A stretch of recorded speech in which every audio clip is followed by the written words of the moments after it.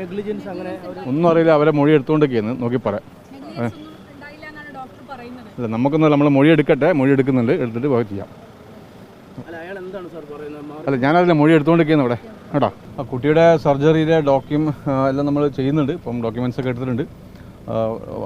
കുട്ടിയെ ട്രീറ്റ് ചെയ്ത ഡോക്ടർമാരൊക്കെ ചോദ്യം ചെയ്തിട്ടുണ്ട്, എക്സെപ്റ്റ് സംശയമുള്ള വ്യക്തിയെ ഒഴികെ ബാക്കിയെല്ലാം ചെയ്തിട്ടുണ്ട്. അപ്പോൾ അതിൻ്റെ വഴിക്കലും നടക്കുന്നുണ്ട്. അല്ല അദ്ദേഹത്തെ ചെയ്യണം, അത്ര ചെയ്യാം. അത് മെഡിക്കൽ ബോർഡ് DMO ആണ് ചെയ്യേണ്ടത്. അവർ റിക്വസ്റ്റ് കൊടുത്തിട്ടുണ്ട്, നടപടിക്രമങ്ങൾ അവരും ചെയ്യും.